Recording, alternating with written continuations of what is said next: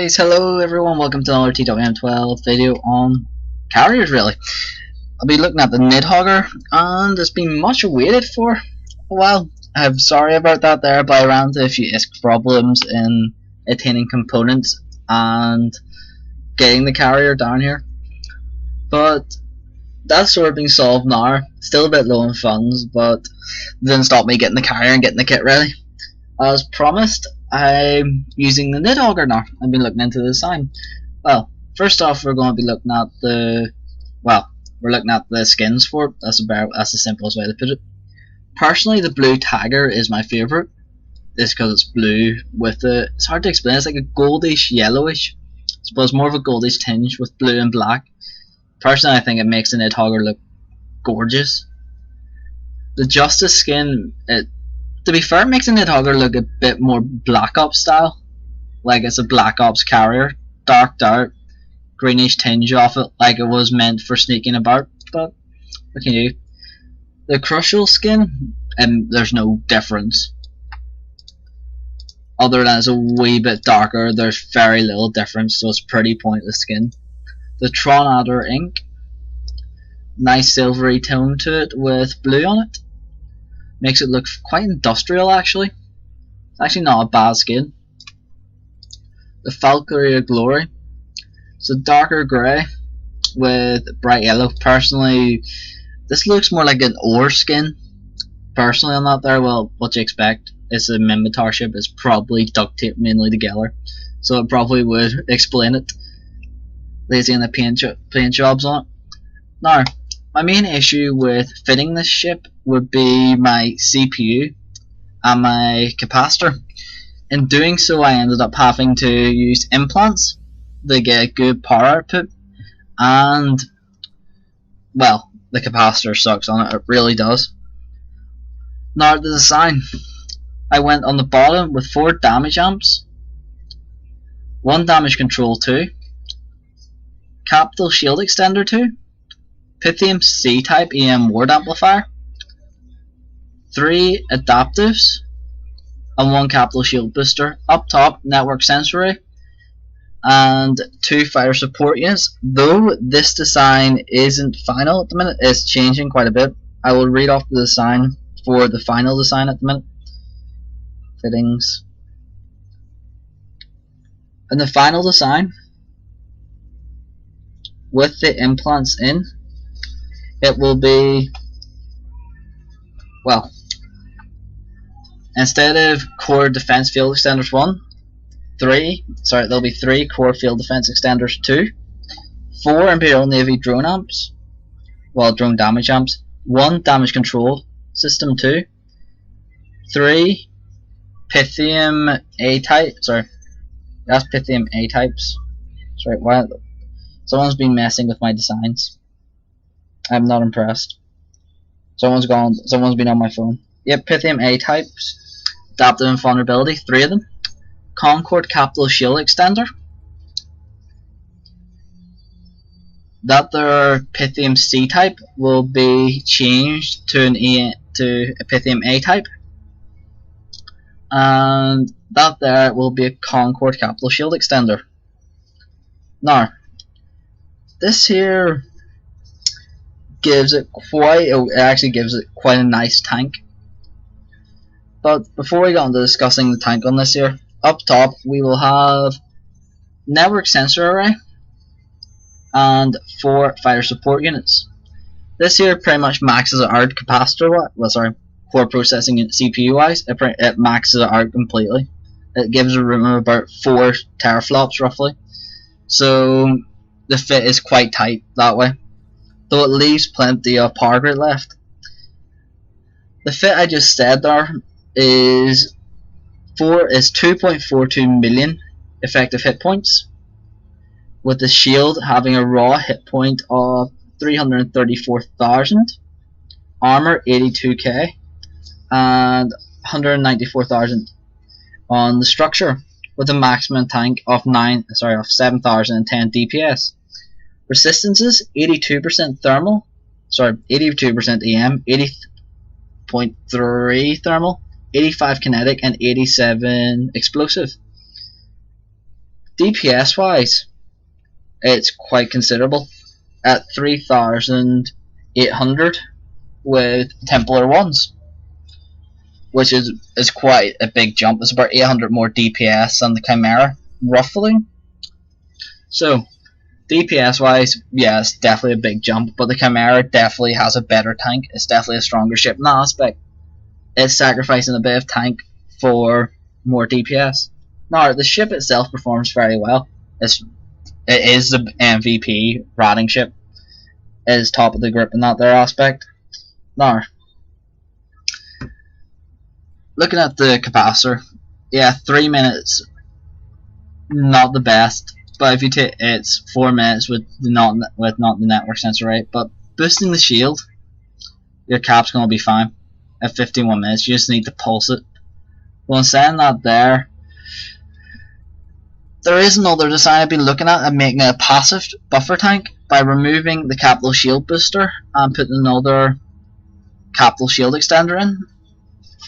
The DPS tank decreases, but its buffer tank is actually pretty impressive. But saying that, there, it's not viable on this ship personally. Now, as you can see, the resistances will be a bit less, as the fit I read off there is my final design, which will be down the line when I get the free couple of billion ISK to get the Pythium and shipping fees down here. Now, let's see, just check my intel before I undock, see if that's clear. Everything is clear. Now we're going to take out for a quick spin.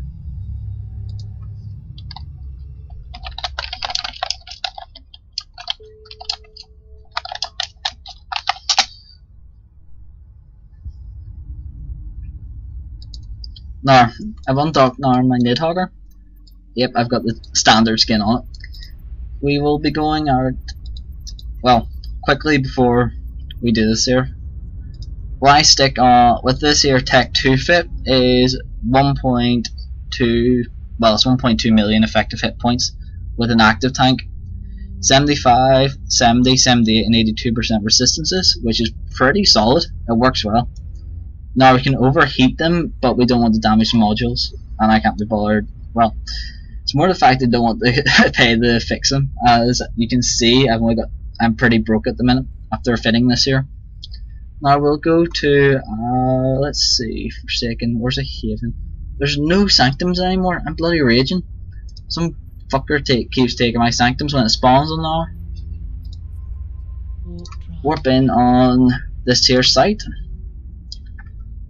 In here I carry 4 MTUs. I run 4 sites, then go out salvage.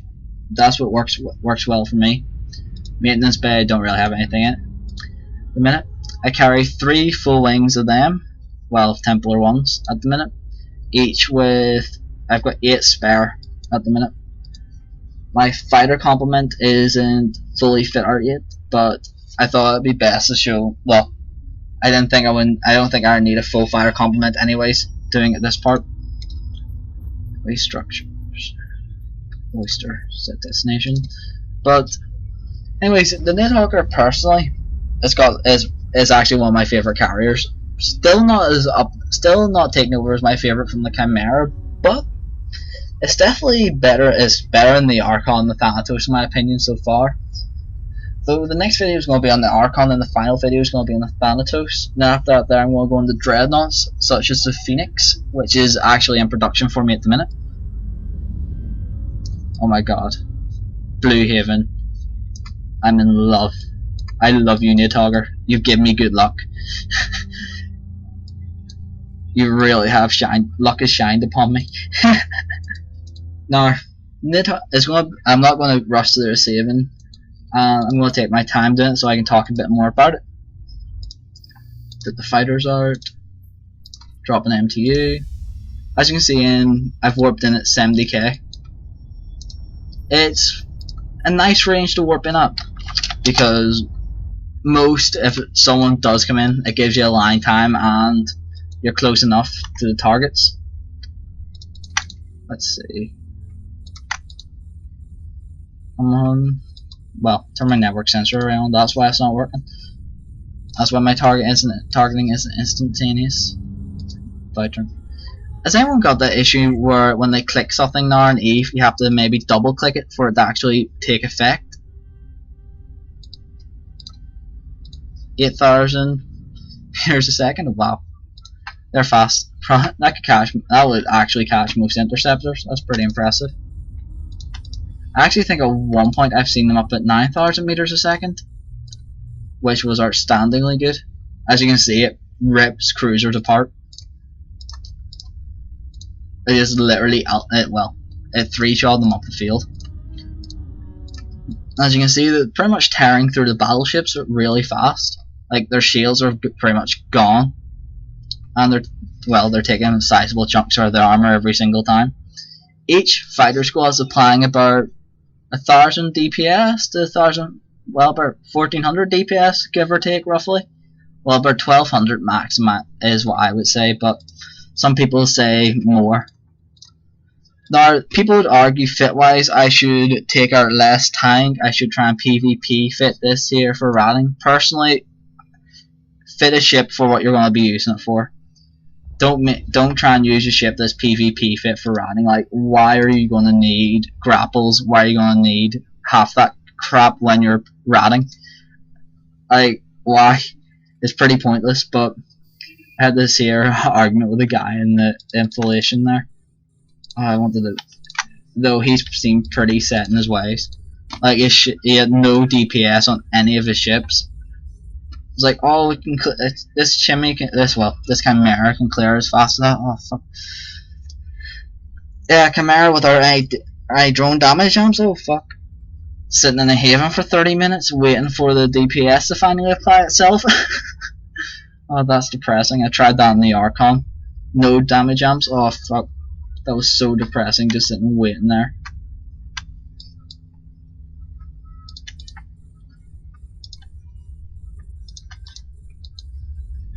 Never been more depressed in my life. It's like, oh, it's really, really weird. Oh, 2 Tyrannuses. They may come and bother me. Well, if it does. If they do, well, we'll have to continue the video with our, like, at the Citadel.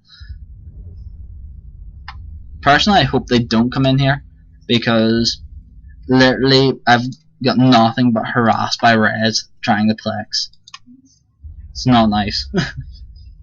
Well, what do you expect? It's not a second living.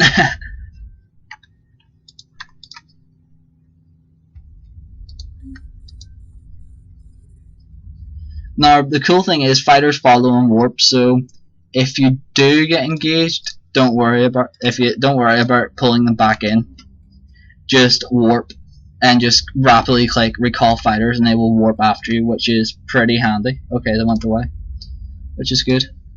So doing that there means that the fighters will follow you and don't just sit about in space as easy targets. So yeah, they're pretty fast warpers, so constantly click that there, meaning they'll land quite close to you. As I've had a few times where they've landed looking like 600 kilometers off me and I've had to wait like 10 minutes for them to come in. Oh fuck, that's ridiculous. But havens, they're pretty good, though personally you get more salvage wise out of a sanctum. Personally I prefer running sanctums over havens, but some people argue you get more out of havens. Personally it's a tough one between me. I'm stuck more sanctums are better. Though in saying that there, I mainly run havens, because like I said, sometimes people beat me to the sanctums here. It's depressing not getting the sanctum. There's so much ISK in them. Let's see, come on. Now as you can see down here, it tells you how damaged the fighters are. 30% on all of them. All the rest are undamaged, which is pretty good. As you can see, it's pretty good anti-fighter as well. Well, anti-frigates. It drops them pretty well. Now, the bonuses in this here, as you can see, mainly go to damage. As you can see, 5% damage, 2.5 the velocity. It's pretty good. Fighters regenerate over time, hence the fire support units. As you can see, they're healing. But sorry, I've been drinking tonight. Thought I was gonna be sick there. But as you can see, it's all down to that. It's all DPS, this ship mainly. So you're expected to have a little less tank. Now it gets siege warfare and skirmish warfare bonuses at 1%, and it's got 5% bonus to support fighters for webification, so dummies. Now personally, I don't really use dummies. I expect a pointer to tackle them. Like, the tackle is there to tackle, so when I go in caps, I expect the carrier to apply DPS. Though I do expect some sort of a support role, depending on what the fleet type is. Like, personally, I won't complain if I have to do support, but at the same time, a carrier should be applying its DPS. Start bringing them back so I can get these locked up. Now, as you can see, I'm locking up the frigates first. You're probably wondering why I'm going for the frigates. It's mainly due to the fact is they can webify, warp disrupt, and be a pain in the neck if they get close to you. So you take them out of the fight quite early, which pretty much leaves you free field to do what you want and free reign in that aspect. Now, come on, die fighters, die. Good fighters, go on, kill the last one. This one. Now, from the damage output, as you can see, it applies it pretty well. Now, I was thinking maybe if I had a drone tracking augmenter omnidirectional tracker in to one of the mid slots, the DPS applied might increase, but I'm not convinced it would increase it a lot. Yes, I would say its DPS would be applied a lot better, but personally this fit works fine for me. I enjoy it. Make sure I'm aligned. As I keep getting socket disconnects for some weird reason. I don't know if anyone else is having that issue where the socket just dies randomly when you're in the middle of doing something. But hopefully I won't get that during this here video. Like when I tried recording earlier, I got it, so I just tried now. Now, as you can see, 1,900, 1,055 with lasers, 1,600 with lasers. We're doing pretty well damage wise. 2,000, 3,300. You can see the damage output is pretty high on these here.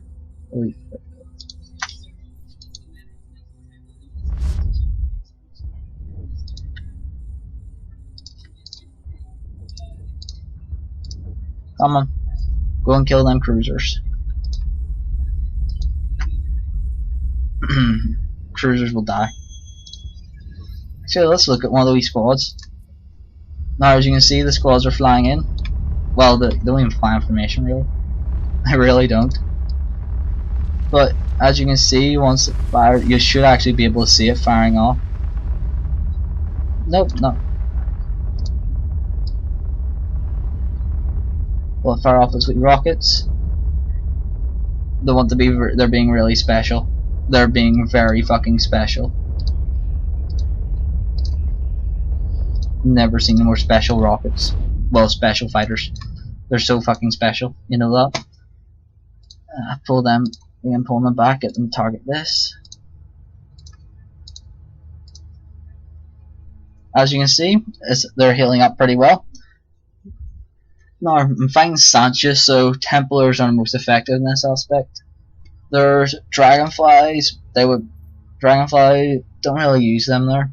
Or Ingers, or I've been pronouncing Minmatar ones.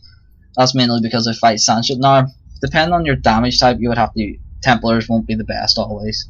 So always check what you're fighting and fit a fighter complement on that basis.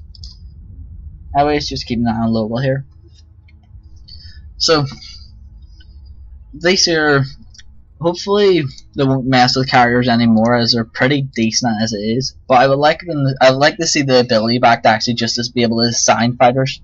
Maybe not warp into different systems, but just to follow people in the system that you're in. I would like to see that ability back, but not the ability to jump through stargates. like they used to apparently be able to do so a while back. But I never had a carrier back then, sadly, all them years ago. But I would love to see it back where it's more, where the carrier's a more predominant role. Like the Archon's pretty much useless now, other than a support ship. The tank is great because it's an armor tank, but other than that, it's pretty damn useless, in my opinion. Oh, final wave! Whoop. Wonder if I got any luck. Get an officer spawn. I'd love it if I got an officer spawn. Let's see. By the looks of it, I didn't get an officer spawn. How depressing. Nope. All normal Sanchez. How depressing, no officers. We all need officer spawns. 8 mil, 12 mil bounties. Then 120 mil loot drops. Oh, who doesn't love that? Who really doesn't love that?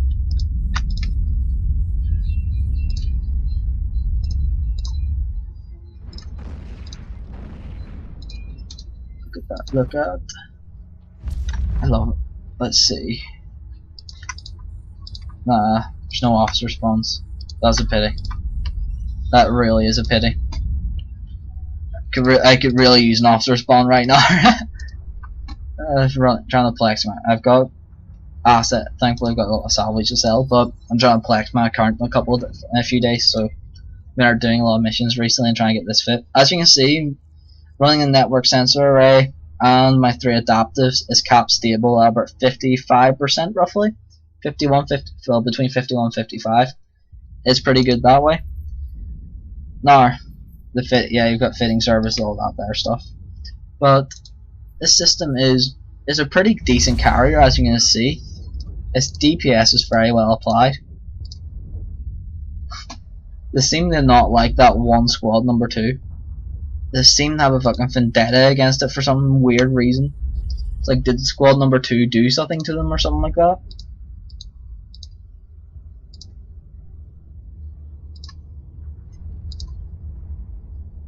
Well, I guess we won't find out, but time to kill them.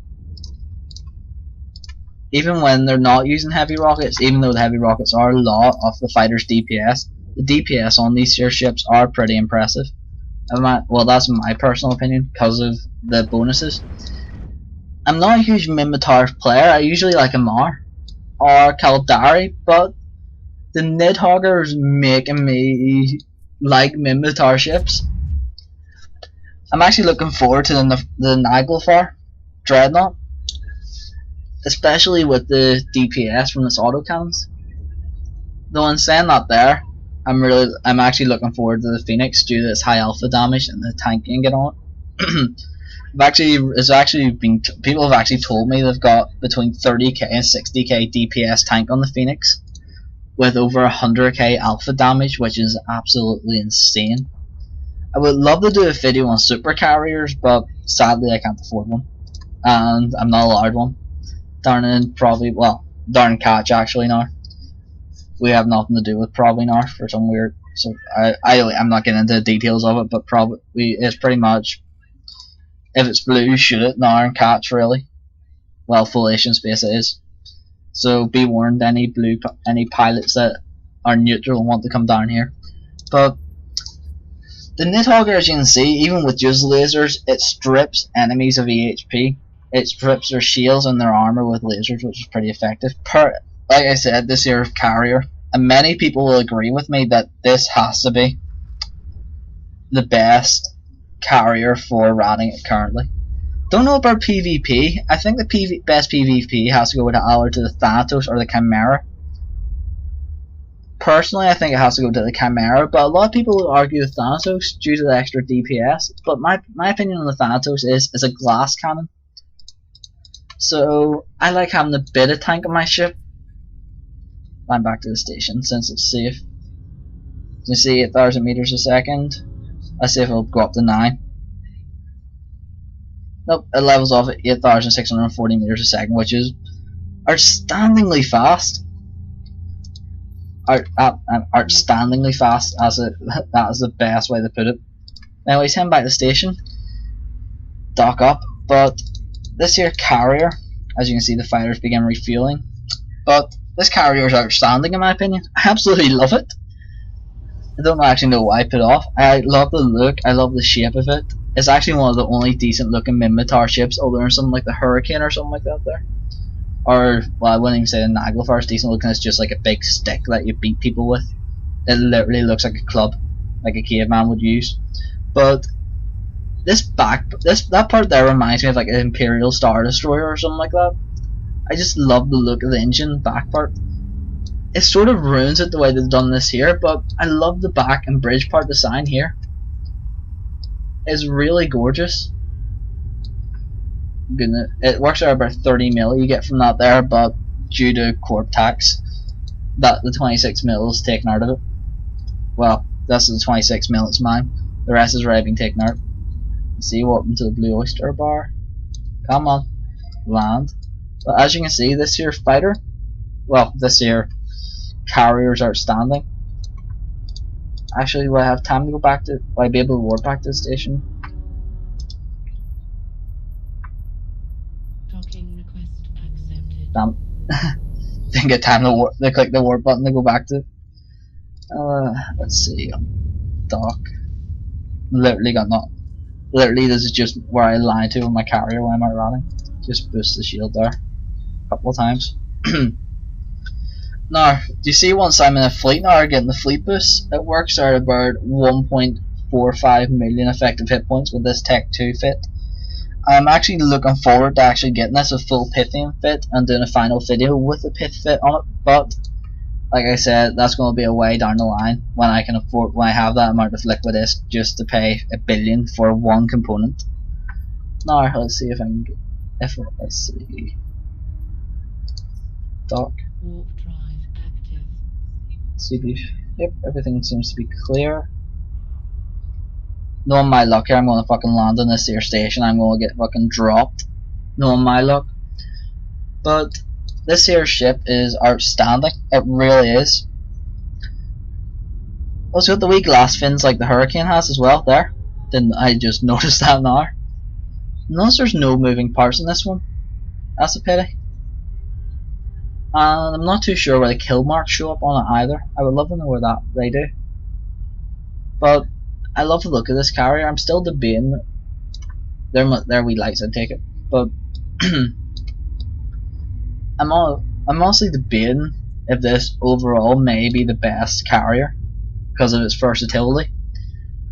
Though I still think the Chimera overall would be the best carrier due to the fact that it's tanky. You can DPS fit it and have a good tank on it. But many argue the Nidhoggur or Thanatos is the best overall. I would have to say it would have to be a tough one between the Chimera and the Nidhoggur in my opinion on which one's the best carrier. The Archon is just useless, and I don't like the Nidhoggur, the Thanatos that much due to the sheer fact it's a glass. Like there's no tank on it.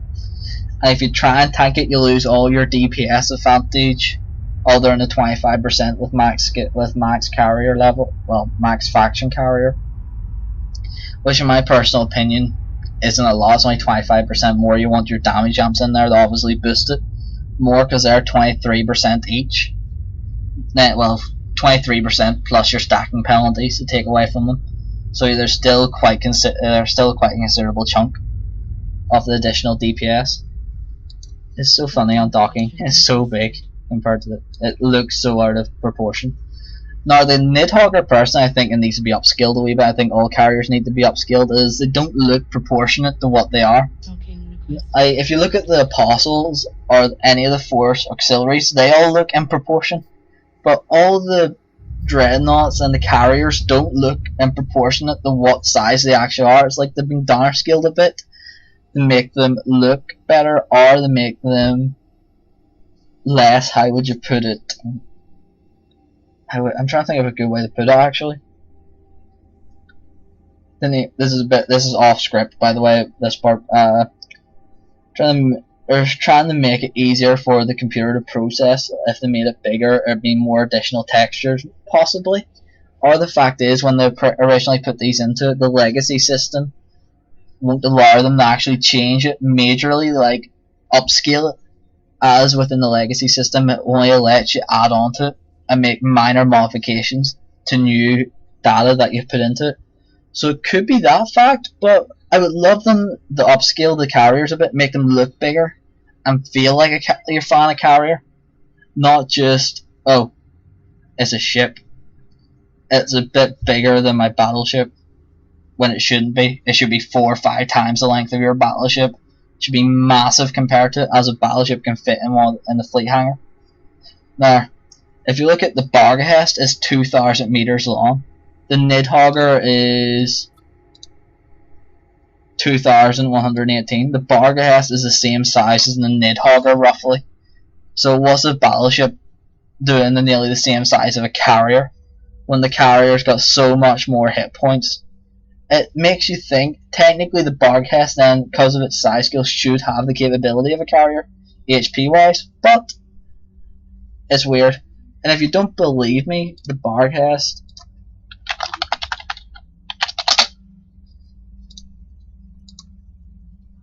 as you can see, the Bargahest, well, if it wants to look, it's being weird. Why is it? I've noticed this few wee bugs.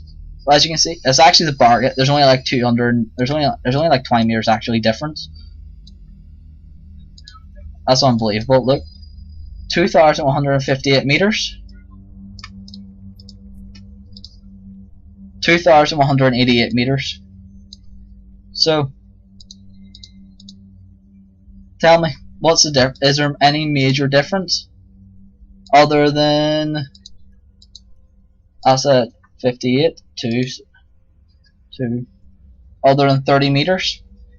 There's no 30 meters difference, and that there has so much more hit points. Yeah, that doesn't really make sense personally. Now, I would love to see them upscaling. Now, that was a little off topic, by the way. Please, if you do, you can. That there is a bit off topic, but around. But, anyways, the Nidhoggur is a very good carrier definitely for ratting. I'm not sure about PvP wise. Not many people have ever told me about it PvP. And other fits that I've been given, I've been using, I've been trying with it. I shall show you now. Come here, Nidhoggur. This is my first. This is a fit I've been given for a PvP Nidhoggur. 3 fighter support, 1 Sino, 1 network sensor array, 2 capital, 1 10,000 meganewton afterburner, 1 capacitor battery, 2 adaptives, 1 damage control 2, 3 Imperial Navy drone amps, 1 power diagnostic system, 1 EM screener, 2 core defense field extenders, 5 3200 capacitors, 310 liquid ozone. That's the PvP Nidhoggur I'm given. I was given as a design, possibly. I thought I should show that there. If anyone has any recommendations on that there, on what to think of that PvP part, yeah, comment away. This one, I think I was actually, that one was slightly different. This was another one that was given. As you can see, there's not much difference except for it's got a heavy stasis grappler, 2 adaptives instead, micro warp drive, 50,000 one, and it's mainly Tech 2 fitted. Up here, this was a buffer tank one that was given, but personally I don't like it. I think it's a disgusting fit, but I might as well show off some fits that people are giving me. Now, that has to probably be my favourite PvP design one, putting the support one out. But in saying that, the fact that it's got a grappler means you can slow them down, and the sheer fact you can put out a support drone, no web scrambling instead of it. So yeah, I suppose that would be a handy aspect to it. But that's for the viewers to decide. Anyways, hope this here was an improvement on my last one. Please like and subscribe. If you have any questions, want to talk to me about designs for any carriers, you want to have a chat in general, feel free to message me in game. As there you go, Joshua D. Reed. Feel free to message me. Do you want to chat? Anything really. If you have any queries, or if you want to make a video together, I'm happy enough to bring you on board. If you want to do something together, PVE wise or PvP wise. PvP I'll have to ask permission for though, due to the fact, well, not really. Depends what space we go into. But anyways, if you want to chat or anything, feel free to contact me, Joshua D. Reed. There, happy enough to talk to you in mail, private chat, any way possible if you're up for it. Please like and subscribe, again, and hope you all enjoyed the video. That is the Nidhoggur. Thank you very much, and thanks for watching.